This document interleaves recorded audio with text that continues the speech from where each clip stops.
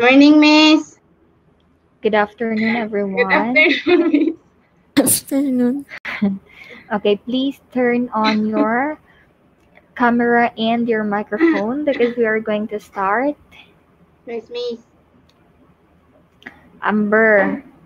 Amber. Wag tang Hey, mga Amber. guy. Hey, Miss.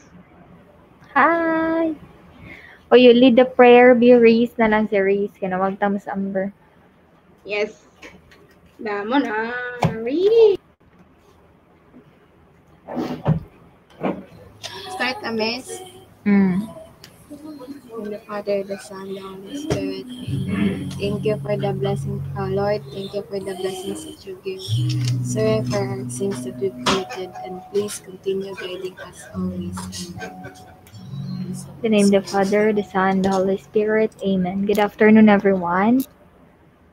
Good afternoon, Miss. Good afternoon, Miss. Okay. Nakapaniod to na ba? Wala pa, Miss. O, pwede. Man na, Miss. Man na. Isa may nakapaniod to na, Bi? For sure, kanisdan lag manan ni. Akong pangtanaw diri ang kanang ilang hobby kay eating ba.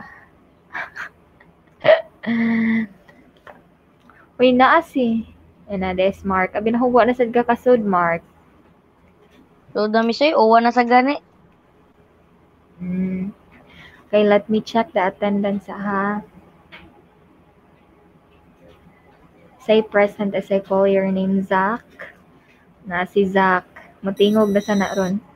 Vance. Vance. Wala pa si Vance, no? Mark. Andre. Martin. Pigti. Nasa Pigti. Wala na sad. Roland James. Rafael. Pato ka paniod to. Maxine. Amber. Si Amber na wag tang. Shannon, Reese, Kisha, Amor, Nicolai. Okay. Announcement. Ay, murag wa man diri kanang naay problem sa ilang camera. Okay, announcement. For those who have problems with their camera, during the semi-quarter exam, you are not allowed to take the test if off-cam mo. So you are going to turn your camera and your microphone during the exam. So for those who have problems with their camera, you are going to find ways or to look for another way para makita ka sa virtual classroom. Example, you're going to use two gadgets. Cellphone ba ka nga imong lag-inan para makita lang ka, para makita ka sa virtual classroom. Pwede ra o kanang i-answer nimo anha na ka sa imong unit or anha na ka sa imong laptop nga naay defect sa camera. Okay ra jud na. As long as makita ra imong naong during the video conference, answer ninyo. And another thing, be sure nga ikaw ra ang usa while nag-take og test. Meaning to say, your brothers or inyong mga coaches nga naa sa kilid-kilid, they are not allowed to stay with you during the, di na siya pwede ha.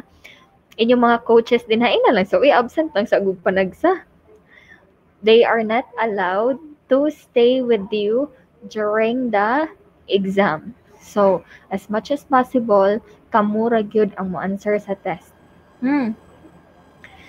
And for our coverage in PLE, after, ako na lang iingon, be.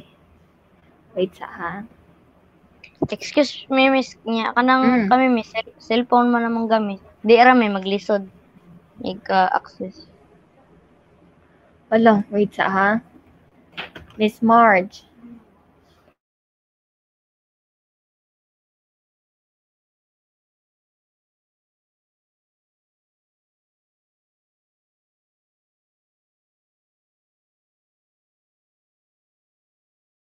Okay, for your questions like katong cellphone ra ang gamit, I am going to raise that concern to Miss Teresa kay basin maglisod bitaw mo kay if ever mag-answer mo, mag-new tab manggid mo ana para maka-access mo sa kuan niya. On cam inyong virtual classroom niya ang cellphone murag lisod siya no. I don't know if unsay paagi ni Mr. Rasa, but this afternoon we will be having a meeting na jud final karong afternoon mag-meeting mi about ana. And I am going to raise that concern regarding for those who are using mobile phones. Unsay pamaagi. Kay according to Mr. Rasa, katubitang mga hinay kaayog internet connection, like mawagtang gid sila. Mawagtang sila during sa video conference pa. Nangutan ako niya about ana ganina, and then ana si Mr. Rasa kay pwede sila nga iparihas na lang sa modular at tuon gid sila kanang dili gid siya maka-access online. So I don't know sa kanang mobile phone ang gamit. Sige lang, by tomorrow I am going to tell you unsay ingon ni Mr. Reza about ana. And with regards mag-post ragoros Mr. Reza, nag-post as Mr. Reza about the billings kay nay nangutana how you're going to pay daw, magbayad na ba daw mo. So, nag-post na si Mr. Reza sa page sa formative. So, you can ask your queries there. And for our coverage, this one. First, we have the type of test. Test 1, we have modified true or false. Again, test 1, modified true or false. Yeah. Specific topic, embroidery tools and materials. Again, specific topic, embroidery tools and materials. It's okay if you are not going to write it now because after I ended the call, I am going to upload this one in your LMS. So there's no need for you to write. Test 2, I am just informing you for the coverage. For test 2, we have identification, specific topic, embroidery and stitches. Embroidery stitches, I mean. For test 3, we have multiple choice, specific topic, our topic from first week up until second week, embroidery tools and materials, and embroidery stitches. For test 4, we have fill in the table. So for fill in the table, we have specific topic, embroidery tools and their uses. So since it is embroidery tools and their uses, all you need to do is to memorize their function. So magsag-una mo daan karon hangtod sunod ugma.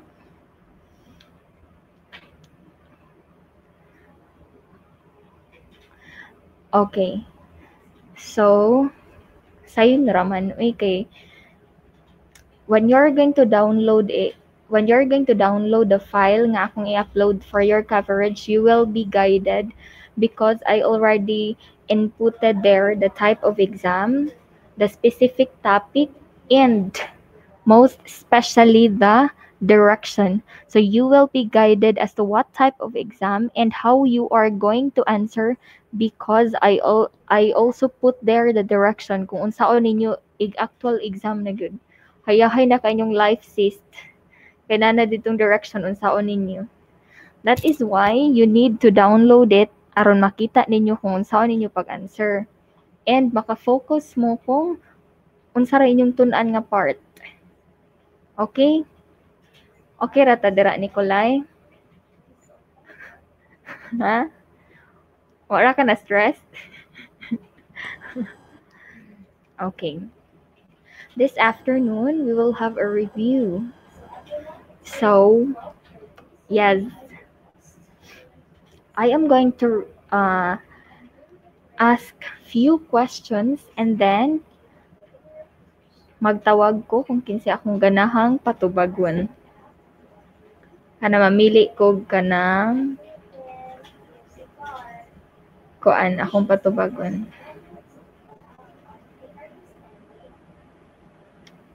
Okay, this one.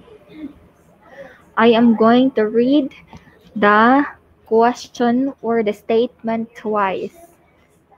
Okay, dapat, ana ra ba sila? Ana ko instructor before, dapat ihatag ang questions daan before you are going to tell kinsa ang patubagon. Para naman para hindi masyadong stress. 'Di ba dong, Nikolay, no? Sige, ready? Ako tan-awon si Andre, be. Ka-ready ni Danlag, eh. Ako tan-awon, be. Ready na ka dong, Danlag? Ayaw, walay do ka ay sis. Walay ana ay, uy. Okay, ready. What tool is used to keep the fabric stretched while embroidery stitches are applied on the design? What tool is used to keep the fabric stretched while embroidery stitches are applied on the design? Oh, look at your copies. Di ba? Nag-download ba mo? Dali ba kahit makatanaw sa copies and the codigos there. Nagkatawa sila. What is it? Again, tool used to keep the fabric stretched while embroidery stitches are applied. Okay, Shannon, dali na katanaw Shannon na. What is the answer, Shannon? Embroidery hoops. Okay, embroidery hoops. Embroidery hoops is used for keeping the fabric stretched, and at the same time, it is also used to make eyelets. The answer is embroidery hoops, katong circle. Adto isod ang cloth para ma-stretch siya tahi ninyo. Next. It is an embroidery stitch which is formed by elongated loop held down at the free end by a small stitch. Elongated loop, paana siya? Embroidery stitch. Elongated loop. What do you call that kind of stitch? Okay, Maxine. Lazy daisy. Very good. It's lazy daisy. Next. What do you call the basic stitch in hand sewing and embroidery on which all other forms of sewing are applied? Again, this is what we call as the basic of all the sewing stitch or embroidery stitch. The basic one, pinaka first. Yes, Kisha. Running stitch. Okay, it is called running stitch. This one. It is a class of embroidery and sewing stitches in which individual stitches are made backward to the general direction of sewing. Amor. Back stitch, miss. Very good. Your clue there is backward. Stitches are made backward, meaning it's back stitch. Next, this one. It refers to the ornamentation of textile and other materials with needlework for personal use and decorations not only at home but for offices as well. Again, it refers to the ornamentation of textile and other materials with needlework for personal use and decorations not only at home but for offices as well. What do you call this one? Is it dressmaking, crafts making, or embroidery?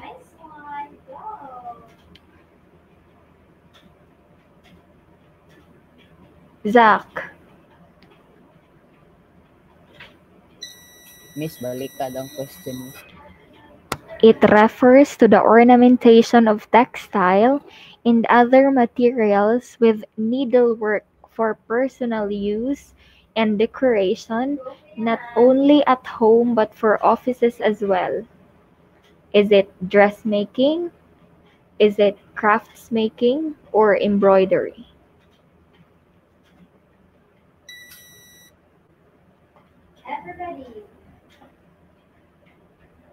Huh? Crafts making, miss. How about you, Danlag? Embroidery, miss. Very good. The answer is embroidery.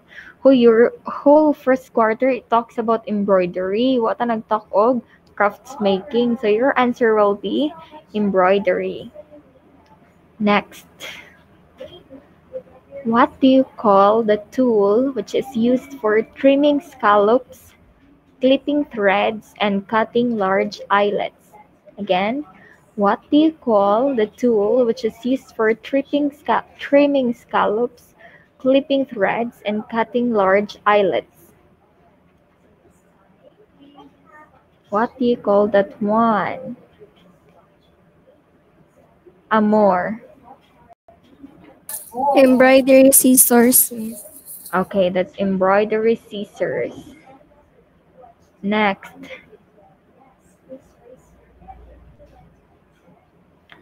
It refers to the fine powder which is used in transferring design by pricking method. Fine powder. Fine powder. Can I ask Roland James? Fine powder. It refers to fine powder.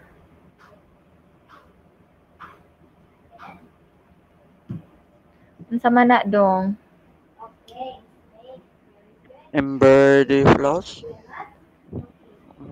Is it embroidery floss?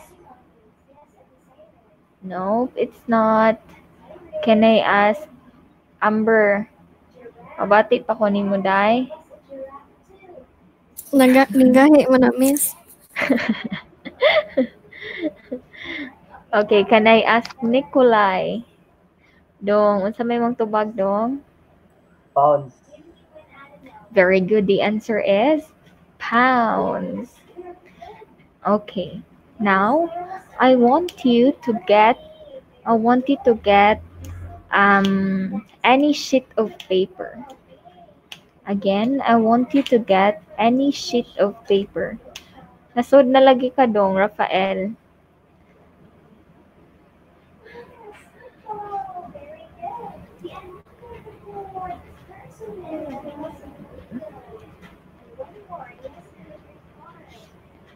Ready? Okay. If you're done, kindly put your ball pens up if you're done. Okay, number 1. Para di na maka-change og answer ba? Pero mo gapon chicken gapong wrong. Sucks pan. Number 1. Write true. Okay, the instruction will be write true if the statement is true. And then if it's false, you are going to change it. Change it to the correct one.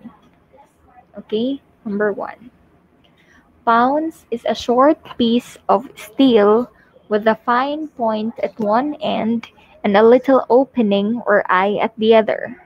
Again, pounds is a short piece of steel with a fine point at one end and a little opening or eye at the other. Tanaw des notes o nga katong gi-download ba?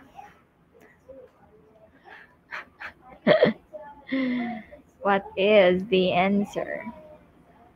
Okay? Miss, pwede balik, miss. Again, for the last time. This is for you. Kinsa tanang tana? Si Zach. Okay. Pounds is a short piece of steel with a fine point at one end and a little opening or eye at the other. So the underlined is pounds. If it is true, you write true.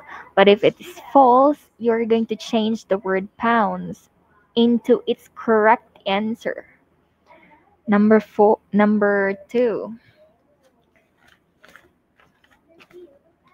Number Miss, 2. isuot as papel, miss? Hmm? Isuot as papel? Oh, isuwat dong. Number 2. Manawagan. Anak gani ko get any sheet of paper. Na-DC ko, miss. Na-DC ko. Eh. Okay, number 2. Needle threader is used for easier threading, especially by those sewers with poor eyesight. Again, needle threader is used for easier threading, especially by those sewers with poor eyesight. By the way, it's not sewer, or how do you pronounce it? Sewer. It's sewers. Sewers, as in S-O. Sewers, or sew. It's like that. Now you know. Number 3. Number 3. Needle is used to make eyelets in the fabric to be embroidered. Bago pagay ko nag-ingon ani. Again, needle is used to make eyelets in the fabric to be embroidered. Underlined is needle. Bago pa ko ningon ani. Datang question, miss. Needle is used to make eyelets in the fabric to be embroidered. Underlined word is needle. Duka dong, Rafael. Number 4. Number 4. Thimble is used to protect the middle finger from the needle while doing the embroidery work. Again, thimble is used to protect the middle finger from the needle while doing the embroidery work. Underlined is thimble.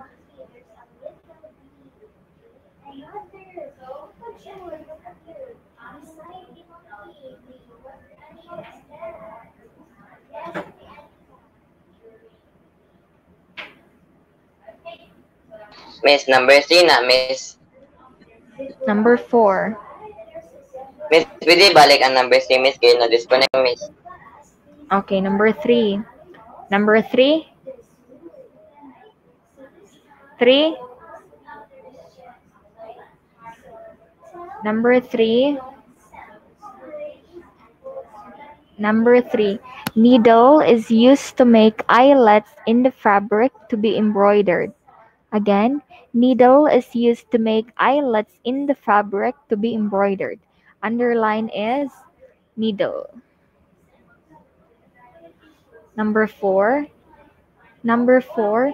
Thimble is used to protect the middle finger from the needle while doing the embroidery work. Again, thimble is used to protect the middle finger from the needle while doing the embroidery work.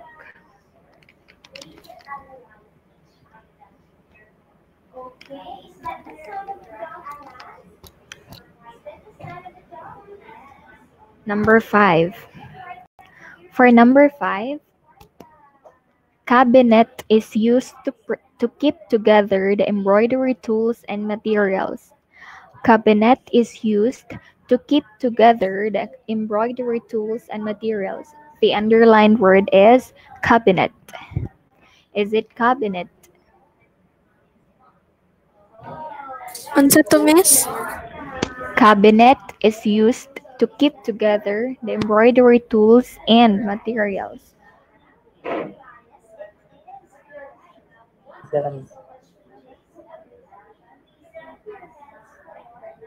Makita ko, miss. Kita naman. As Roland James na lost lagi siya, also Vance and Mark. Miss, kutob pa ko to, miss. Disconnected na sa ko, miss. Mark. Miss, Kabati tungkol pa ko, ka na miss. ko. Oh, miss. Daw siya ng kuan, miss. Yung Miss, kadunggan. iniking kuhan nga rin, miss, internet. Hindi, Tim. Naikadang kuhan, pag 12K na exclamation point sa mga internet. Okay, Di ko you listen ka makajoin. nang Okay, you listen ka nang ma-disconnect ko ana lang ang ansiri na lang ang kanang inyong maabtan.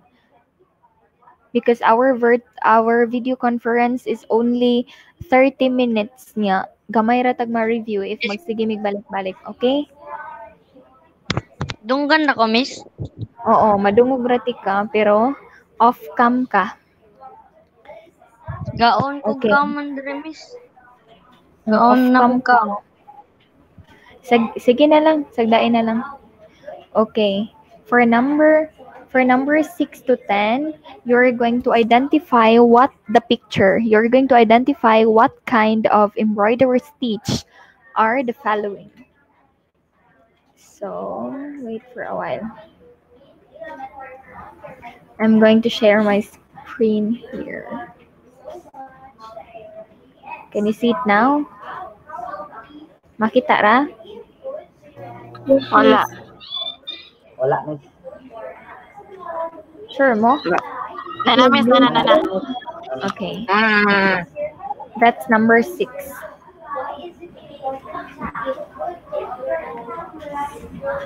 Opo ko makita.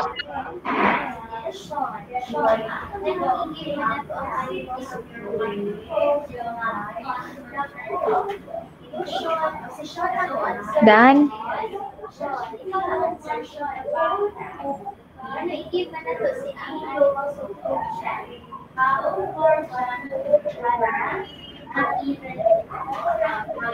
Number 7.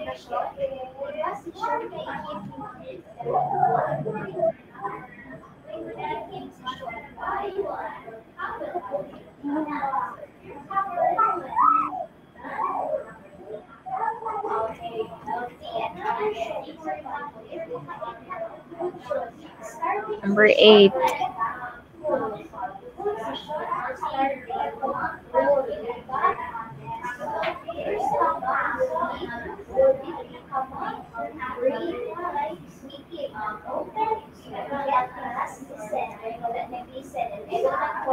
Number 9.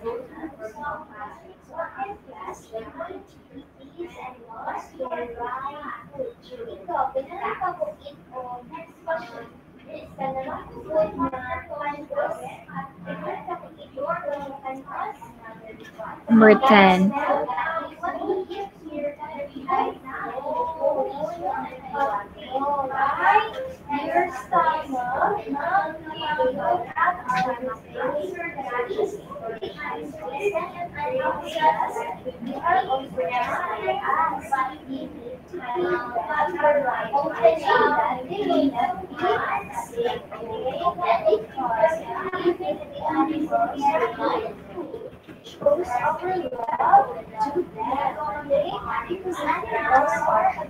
Okay na. Okay, let's check.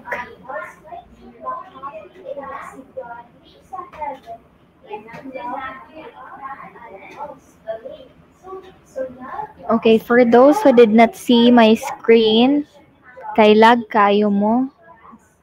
Sige na lang, watay mahimuan na if your connection is the problem there.